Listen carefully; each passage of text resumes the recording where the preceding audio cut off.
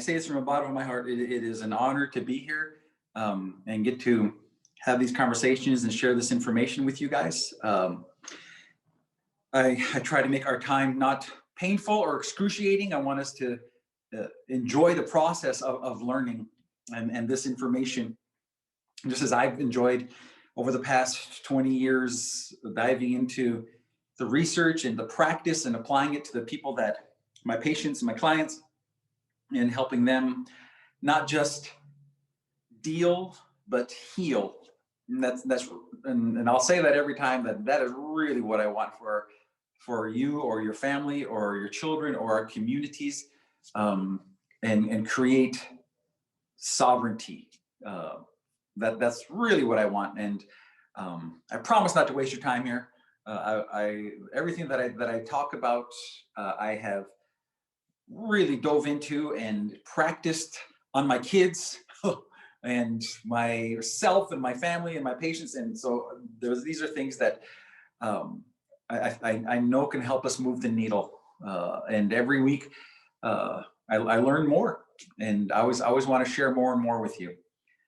So just quickly as a review from last time, if you remember that I said that I am totally down with the role of culture and prayer and spirituality and ceremony in its role in healing. I'm totally into that. But I can't come to you from a Haudenosaunee res and say, here's how you need to do that. So here's what I'll do: the things that I do clinically and explain to you what is happening clinically. And what I like to do is, when I see a behavior, I like to think of, I wonder what's going on that's creating that behavior. Physiologically, what is occurring that is pushing somebody toward addictions or using or anxiety or eating or depression? Why is that presenting like this in their bodies right now? And the more I learn about it, the more that statement just holds true. I just had conversations this week that just shed more and more light on that understanding of it. So if you remember last time, that our bodies are electric. You remember this from last time, my favorite toy. And that electrical charge affects, look at my buddy here, the brain. And so it goes like this, and the logic and language and those parts of the brain and the stress centers of the brain and all the information we get from the body.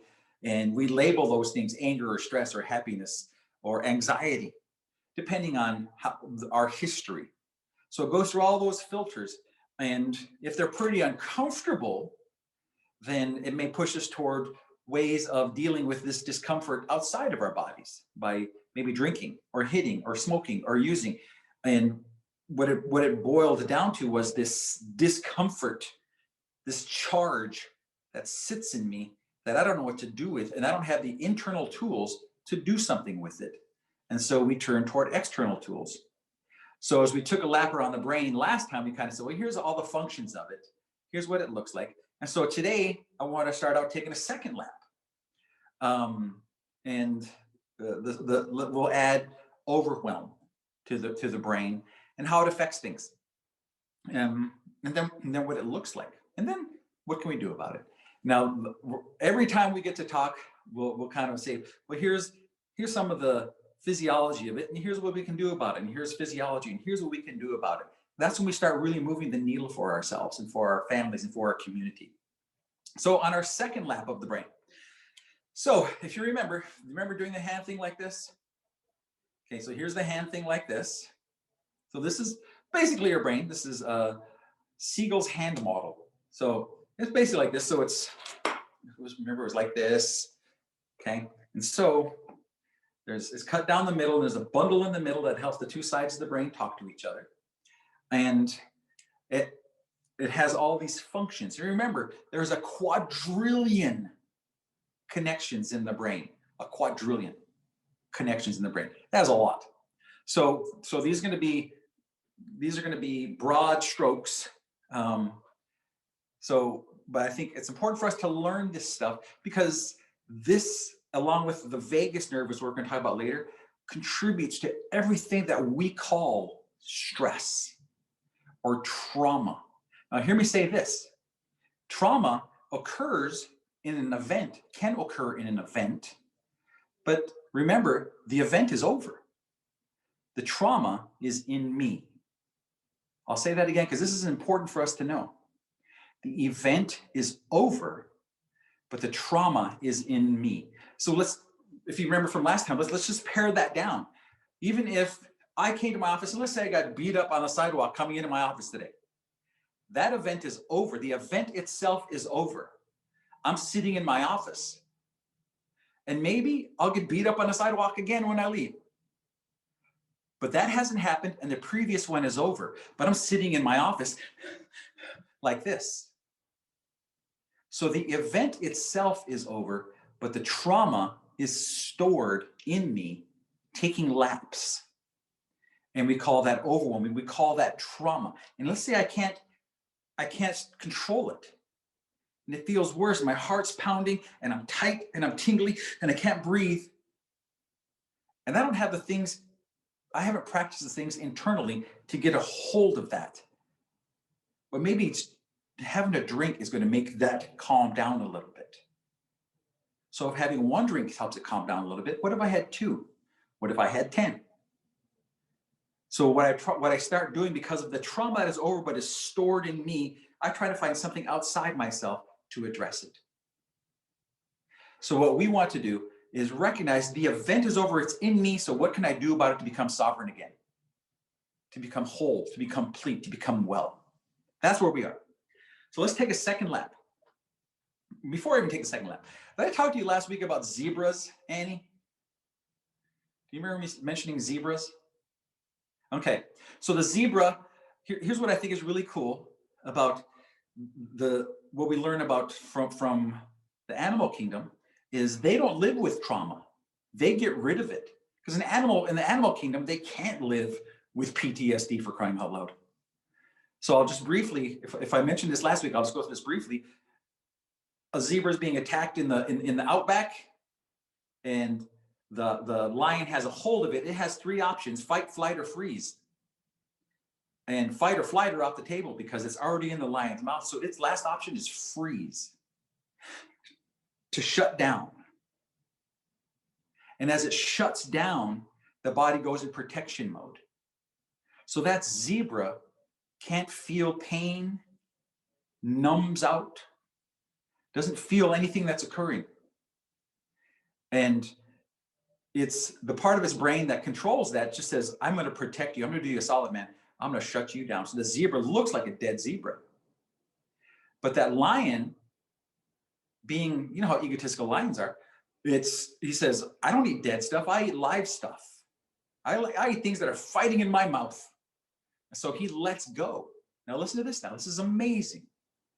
Is that you and I, right now, are aware of about 40 different inputs.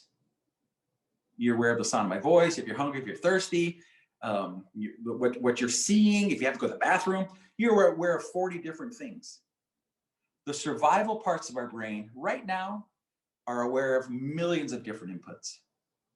Every second, right now, and right now, and right now. Things that you don't even have the gigawatts to pay attention to, that part of your brain is saying, you go ahead and watch that screen, and I'm going to keep you alive. So it's just scanning things that you don't even know that it's scanning because you don't have the capacity to scan it. It's scanning it for you to make sure you're okay. So that zebra has the same thing, and it says, dude, the lion let go. Wake up. And so the zebra jumps up, runs to the herd. Do you remember all this, Annie, or am I just making, this is the first time hearing this?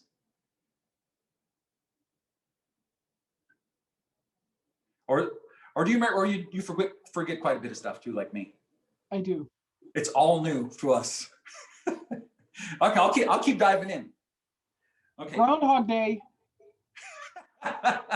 It's repetitious learning. So the zebra runs back to the herd, and listen to this, my friends. This is important for us in our native communities. I really want you to hear this. The herd doesn't stay closed and say, oh, he's all somehow. Don't invite him to the powwow. Don't invite him to the party. He's all drunk and being weird and he's a freaky deek. Don't invite him. What the zebras do, and listen to this, they open up the community, open up the herd, so the zebra runs to the middle where it's safest. And then the herd closes around it. Now, what happens there is amazing. That zebra walks to the middle with this big old lion bite out of its side and goes in the middle and does what we as humans do not do. It gets rid of that charge to the stress center. It stands in the middle and listen to this, shakes. 45 seconds to a minute, shakes. So like a shaking zebra right in the middle of the herd, like this. And then after 45 seconds, minute, it stops shaking and it's done. It starts doing zebra things. It starts hanging out at the watering hole with the yak. You don't know what they do either. Water's going through its side because it's got lion bite holes. It doesn't start drinking. It doesn't start hanging out with his buddies. It's healed. It gets rid of the charge that we as humans don't get rid of. But listen to this. It only got rid of it when it was safe. When the community does this and shelters it, it became safe enough to get rid of that charge. What we as humans do is we isolate the traumatized. We limit them. We ostracize the traumatized. And so we make them go suffer in silos. Now hear me say this, and if you want to have this tattooed somewhere, go ahead, but I want credit for it. I want DT at the bottom of it. We suffer in silos, we heal in community. That's just not my opinion. This is what even the animal kingdom. Creator showed that us in the animal kingdom, that's how they do it. I'll say it again. We suffer in silos, we heal in community, we heal in safety. So what the zebra did that we don't do is it got where it was safest and it got rid of the charge. Our biggest enemy in a trauma moment is our logic, is our trying to make sense of it, trying to put the proper labels on it and try to think it through. But that's not fair because there's no logic in chaos like that. There's no logic in a car accident. There's no logic in any list of the abuses. There's no logic in seeing domestic violence. There's no place to file it. And so listen to this now. It's held as a charge in that system of our body. And that's where we're going to dive in today, is what is that system and what is occurring? Okay, so let's do this. I wish we had like 10 hours together. I know you don't. You got other stuff to do, but I kind of cleared my evening for you guys. Okay, so let's do this. Right here is right here in our brain, and that's the logic part of our brain. Do you remember this from last time? That's the logic center of our brain.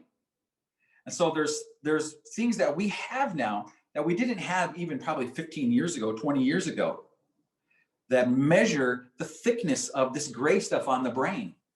It measures where the electricity is going in the brain. So this is the stuff we've learned, is that my logic center, being able to think things through, shrinks. So I can't think things through as clearly.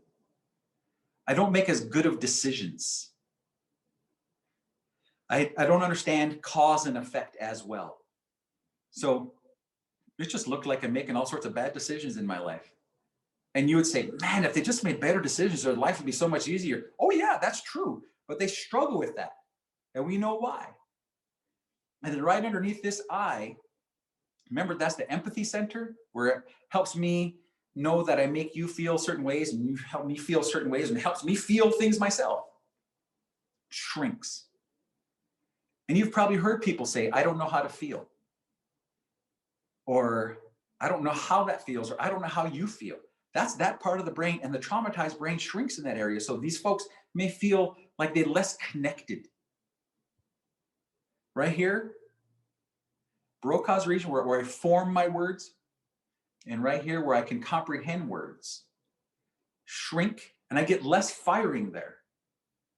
You ever tried to talk to someone who is in the middle of an anxiety attack? That doesn't go well. And look at everything I just listed. Them having logic and listening to you, them understanding you, and then being able to have a conversation. In neurology talk, that's called flipping your lid. It's just not there. So why are we using that tool? Why are we saying, why? Tell me why, tell me why, tell me why. And if I do that with my patients, 95% of the time, they don't know why. But let me tell you this, even if they knew why, that may not even change a thing. Even if they knew why. Because it doesn't live in this part of the brain, which is gone. It lives in this part of us, which is a survival center of the brain. I've worked with folks who have been in military, and they know why they have anxiety attacks and flashbacks. They know what they saw and things. They know why, but the answer is not in the why. It's in the what and the where. There's where healing is going to live for us. And I am thankful and blessed that I get to see that regularly, that people turn the corner. It's great. So if you feel like, well, I'm just been broken or ruined or crazy, that's not the truth. The truth is you've been wired for survival and you've made it this far. Congratulations, man. You've made it this far. Now you can sit there and thank the body. Thank you for getting me this far, but I'm done needing those favors. There's a new season for me. And that part of being sovereign is creating those new seasons for yourself.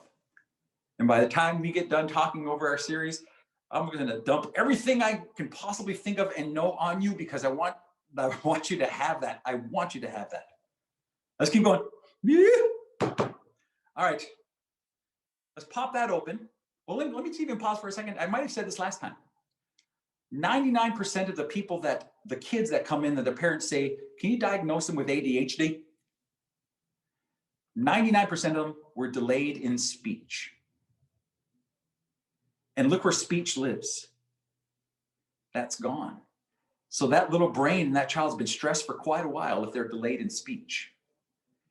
The environment, how home is, who is in the home has affected the development here. And we need to create safety. Just like that zebra's family knew it needed to create safety for healing, that's what we need for our children and ourselves. For everything to start coming back online, for us to feel strong again. But let's keep diving in. Remember this guy right here? So that part of our brain holds emotional responses. Last time we talked about getting in an argument at Walmart because somebody didn't take our coupon for toilet paper. And we just reacted. That's that guy right there. And I just spoke with someone today here in my office who had a lot of abuses in the past. And she said, I approach everything with stress. And if it's not stress, I create the stress. I fill my day up. I fill the frame up in my mind with stress. And that's that guy right there. Because what she's doing is called hypervigilance. It's making her brain believe that this level of stress is necessary for survival. But it's not. It's not necessary for her survival. It's just been convinced over the years that it is. Because the world will keep on turning. If she doesn't just have dinner on the table at 5, the world's going to keep on turning. It's just that this level, this inflamed system has convinced her otherwise. So we're working on decreasing that, which is all doable stuff, refiring and rewiring stuff. Let's pop that open. And right here, if you remember, do I have one? No, I'm not digging in my trash. This bottle top here. Most psychologists don't dig in their trash. I take it to the next level for you. Right here behind your ears, remember that guy? This is the amygdala. Its job is to remember stress and traumas. That thing swells during trauma. So what it's doing during the trauma is it's taking snapshots of everything.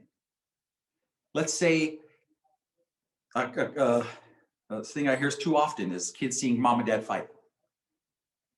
While that's happening, this little boy can't fight, can't flight, is in freeze mode, but his body feels like he's running or fighting. Trauma is in the freeze, the inability to use that charge for what it was intended for. So it's stored in this system for you to survive the future ones. So what's happening? How do we know? How are we going to recognize it in the future? The amygdala is taking snapshots for you. So he's taking snapshots of not just what you see, but smells, what you feel in your body, sounds, what things tasted like. So it's taking snapshots of every sensory input. If dad and mom are fighting, what dad's hair looked like, his shirt, his pants, his clothes, what the room smelled like, what mom was wearing, the pattern on the couch, what the floor looked like, the car cruising by outside, listening to REO Speedwagon, Keep on Loving You. And so now 40 years later, every time you hear REO Speedwagon, Keep on Loving You, this happens. Because what's occurring is it's taking millions of snapshots because it thinks it's going to do you a favor. It says, man, this is a big deal. I want to make sure you survive this in the future. So I'm going to take all sorts of snapshots and I'll compare them in the future just to make sure if it pops up, you're going to be okay. So what it does, it just takes comparing millions of snapshots every second of your life. And if one of them matches up, it says, that part of the brain says, there's a match here. It's close enough. Let's get you out of here. And so your heart starts pounding and you tighten up and you get sweaty and tingly and your breath gets shallow. But we call that an anxiety attack. But here's what's fascinating is that anxiety attack, that part of your brain says, you are so welcome for this anxiety attack. I am doing you a solid, man. You are welcome. Because it thinks it's helping you survive this moment. Because here's the big phrase. Are you ready for a big phrase? Every time one of these snapshots match up environmentally, not even perfectly, but generally. Because perfectly wouldn't be logical, because you'd have to be a child in your living room again. So it'll never be perfect again. So it's going to be generally. Somebody's wearing the same color shirt. Somebody is wearing a similar cologne. Maybe your shirt feels a similar way. Maybe there's just too much going on at Walmart. There's too many people and it's having trouble keeping up with all the inputs. So it says, well, run back to the car. I'm going to give you everything you need to run back to the car. We'll call that an anxiety attack. It doesn't make sense. But remember, it's not in the logic part of the brain. It's in the survival part of your brain. And hear me say this. Congratulations. You made it. You made it this far. All this stuff happened and you made it this far. We can just tell that part of the brain, I don't need those favors anymore. Appreciate your service, but it's time for me to move on. That's where we are now. So the amygdala does all this for you, thinking it's doing you a favor. So here's what, so if this is my brain in my head, and here is my brain stem, and here's my spinal column, okay?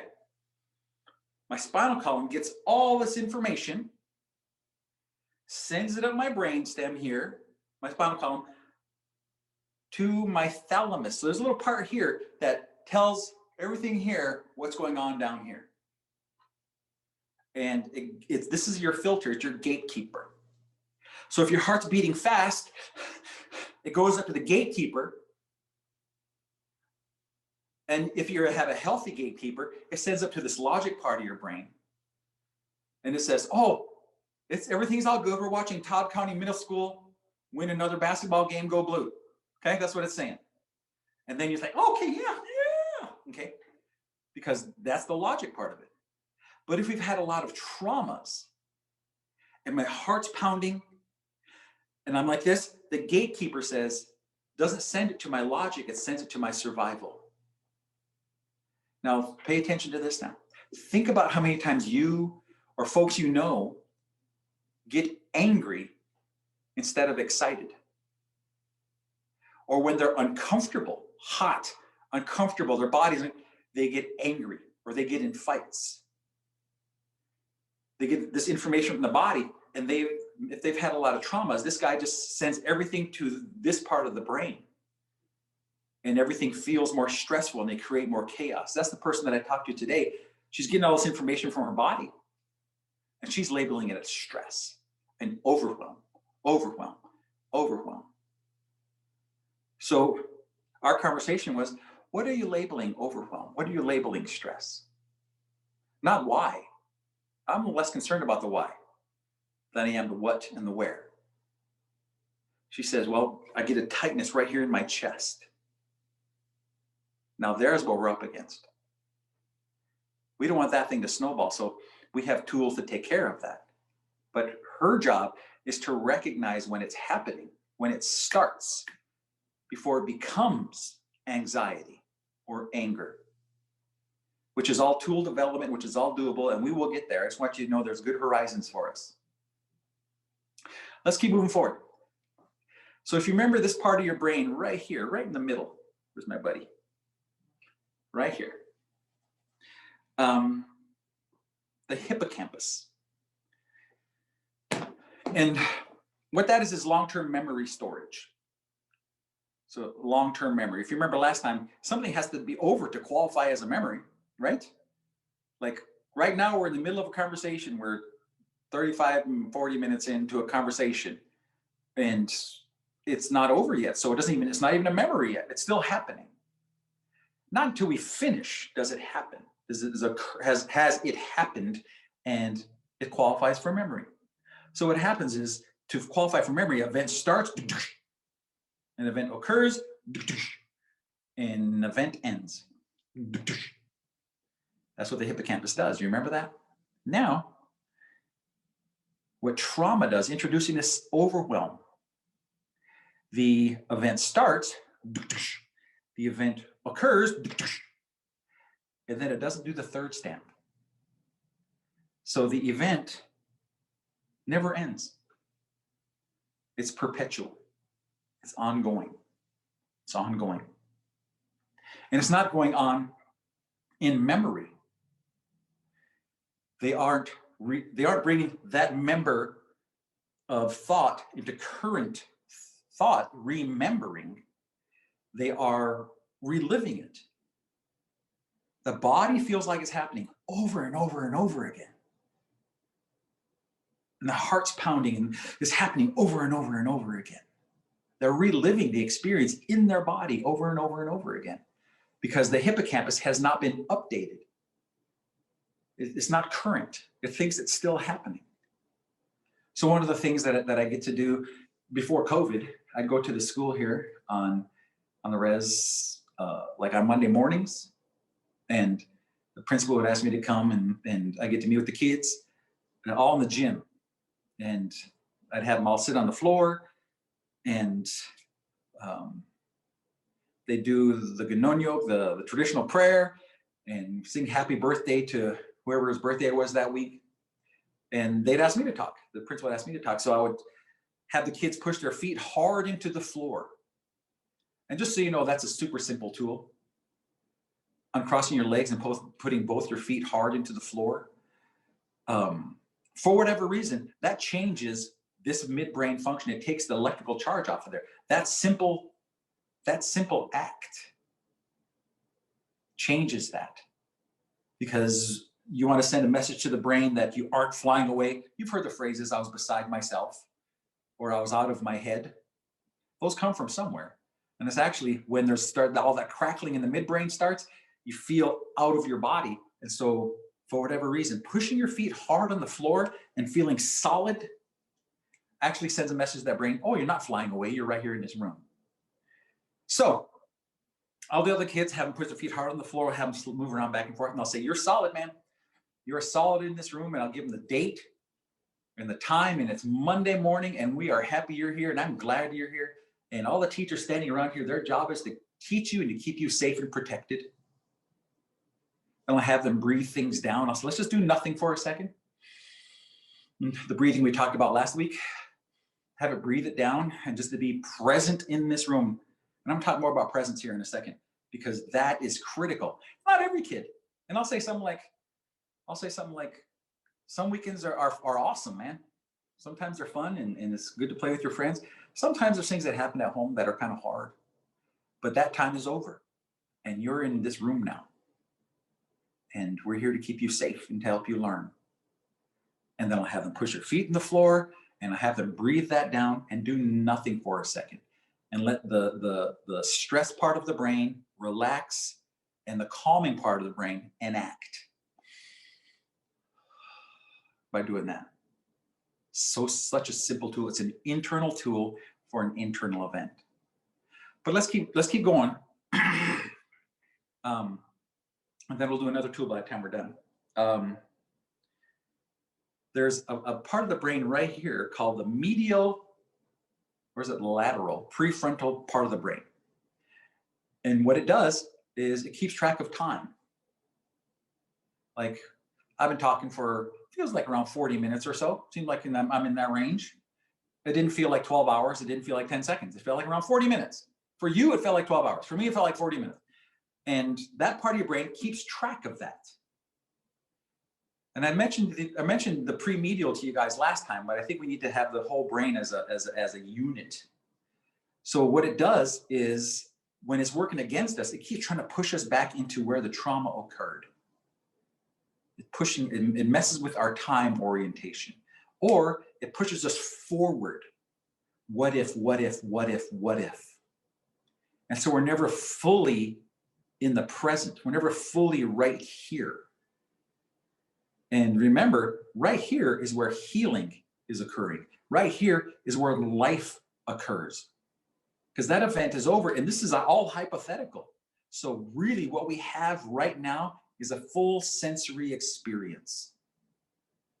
Life is a full sensory experience occurring right now. So the tool for that is breathe it down. And remember, when we breathe, when you inhale through the nose, it's 3 counts. And exhale through the mouth, a pause, then exhale through the mouth, 7 counts. And then it's got to be a nasal inhale, because that's what activates, lights up the sympathetic, the excitement part of the brain. And then when you exhale through the mouth, the parasympathetic, the relaxing part of the brain, as well as the acetylcholine, which slows the heart rate. So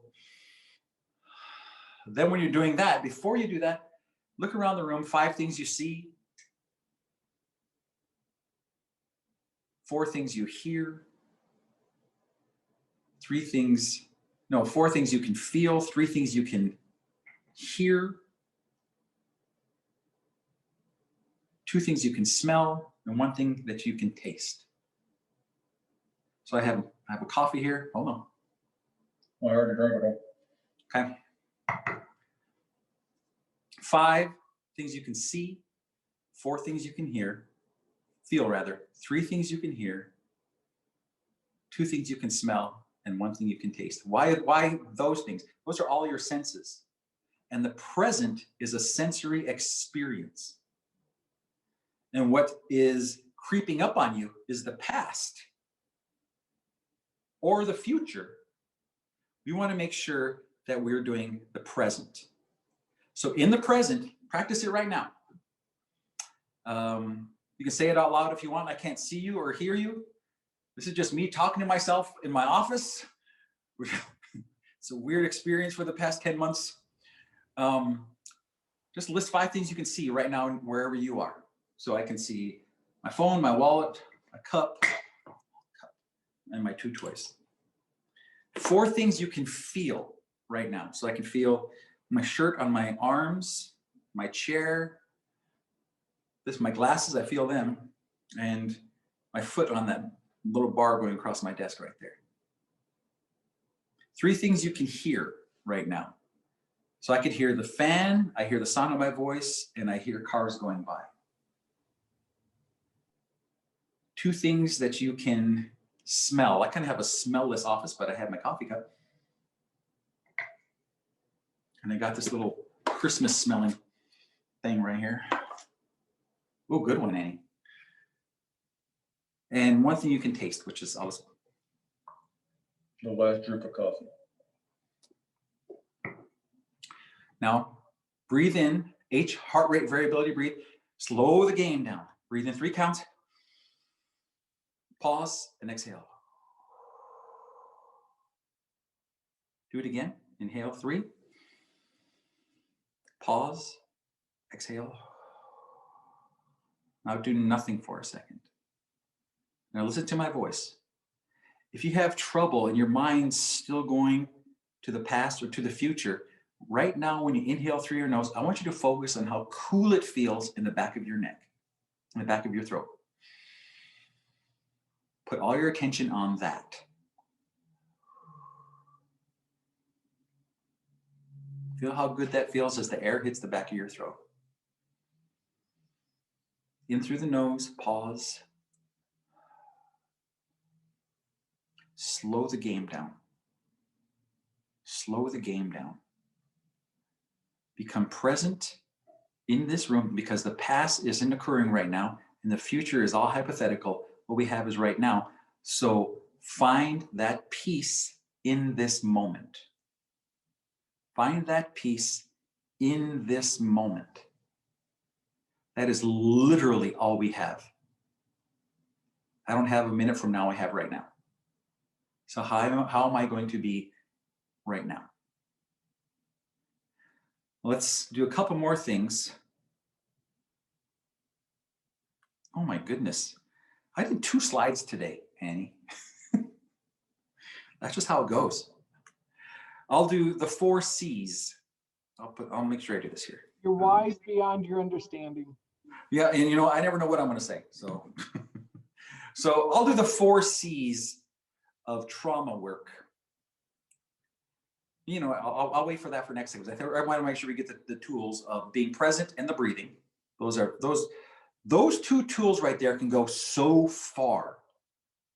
But we're going to dive into more tools as we go further. But I hope you're connecting, making all these connections.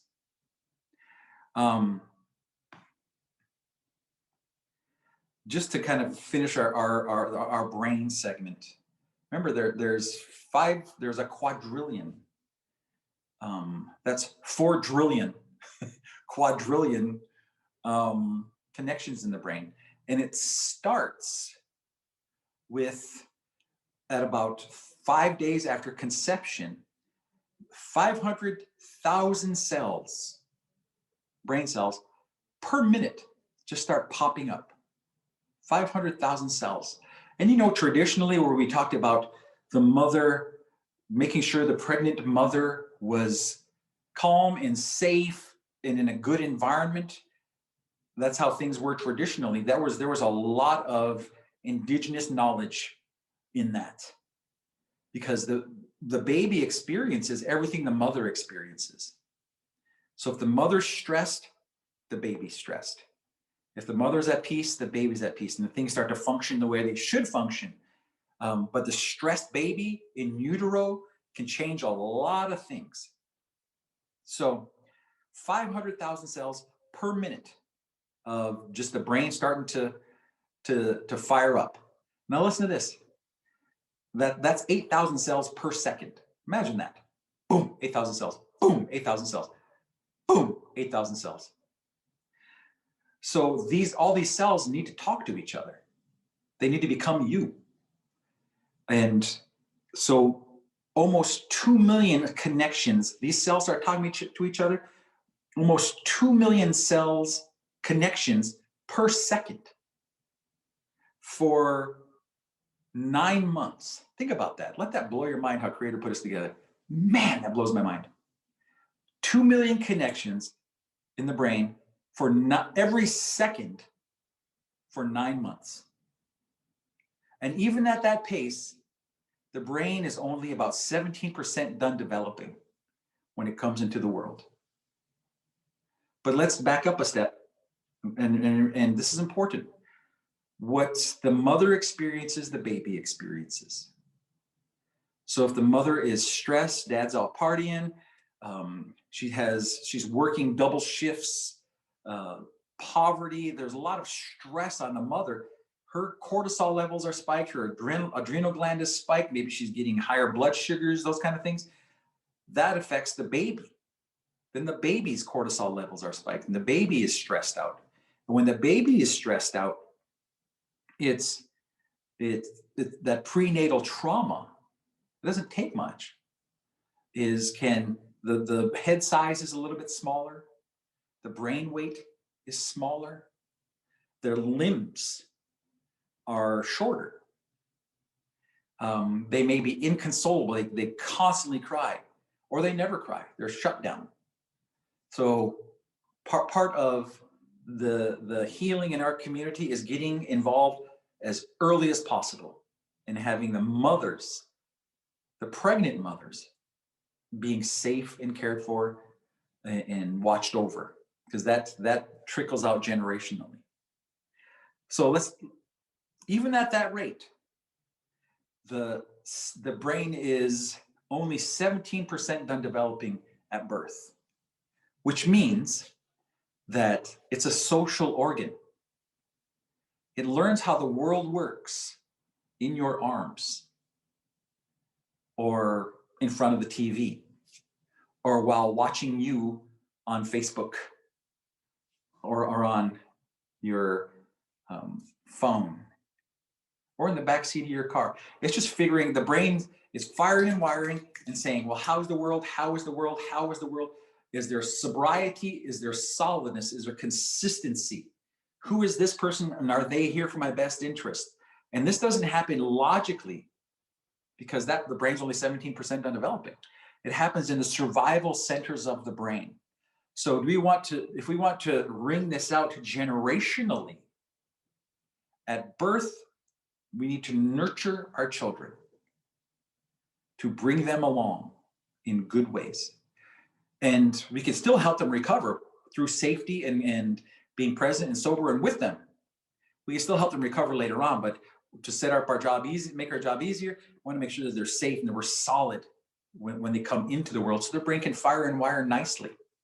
Now, let's go back to the being present, and then I'll end on that. Let me make sure I make this note too.